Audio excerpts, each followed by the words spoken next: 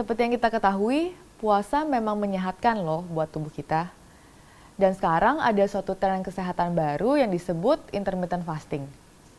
Sebenarnya apa sih bedanya intermittent fasting dengan puasa yang biasa kita ketahui pada umumnya?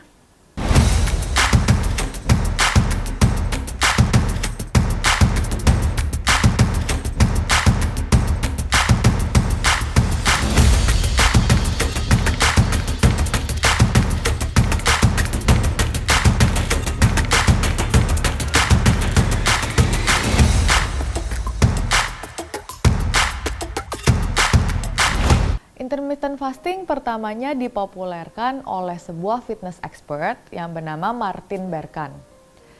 Banyak metode yang Anda bisa dilakukan dalam intermittent fasting. Namun metode yang paling populer adalah metode 16-8. Apa itu 16-8? Artinya Anda harus berpuasa selama 16 jam dan membatasi waktu makan Anda selama 8 jam dalam sehari. Dalam sehari, Anda diberikan pilihan untuk melewatkan makan pagi atau melewatkan makan malam. Dan dalam fase puasa tersebut, Anda masih boleh konsumsi air putih, kopi hitam tanpa gula, atau minum-minuman yang tidak berkalori untuk mengurangi rasa lapar Anda. Dan pentingnya, dalam 8 jam tersebut, Anda tetap memilih makan makanan sehat. Karena metode ini tidak akan berhasil jika Anda tetap memilih makan makanan olahan dan berkalori tinggi. Intermittent fasting dipercayai sangat efektif untuk membantu menurunkan berat badan. Karena dengan intermittent fasting, kita menjaga kadar hormon insulin di darah tetap rendah, sehingga cadangan sel lemak dapat digunakan sebagai sumber energi. Di dalam tubuh kita, karbohidrat diubah oleh hormon insulin menjadi kadar gula di dalam darah. Dan ini nanti akan digunakan sebagai sumber energi. Jika kadar gulanya berlebihan, maka gula-gula ini akan disimpan ke dalam sel-sel lemak.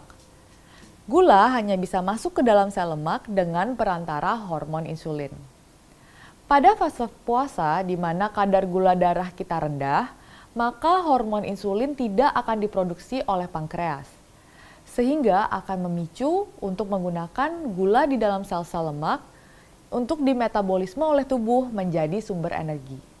Ini juga penting nih, ada sebuah penelitian di Universitas Alabama di mana intermittent fasting telah dilakukan pada kalangan orang-orang dengan obesitas dengan pradiabetes. Dan setelah 5 minggu ditemukan terjadinya peningkatan resistensi insulin, penurunan tekanan darah, penurunan nafsu makan yang disebabkan oleh adanya perubahan metabolisme tubuh. Dan hal ini dapat dicapai hanya dengan mengubah waktu makan secara signifikan. Perlu diperhatikan juga nih, ada beberapa aspek yang penting untuk Anda jaga agar mendukung diet Anda dapat berhasil. Pertama, pilihan makanan mengikuti Mediterranean style, di mana mereka mementingkan konsumsi dari buah-buahan, sayur-sayuran, dan juga kacang-kacangan. Buah-buahan sih yang saya suka misalnya ada pepaya boleh atau jeruk. Dan kalau sayur-sayuran, brokoli tuh juga oke buat dimakan untuk makan siang. Dan juga kacang-kacangan ada almond misalnya dimakan sama yogurt. Yang kedua, hindari konsumsi berlebihan dari gula dan juga karbohidrat simpleks. Yang ketiga, jangan lupa untuk berolahraga dan beraktivitas untuk meningkatkan massa otot Anda. Dan yang keempat, hindarilah mengemil pada malam hari. Itu emang susah sih, tapi kalau misalnya lapar malam hari minum air aja dibanyakin. Oke, jadi kesimpulannya intermittent fasting ini aman untuk dilakukan.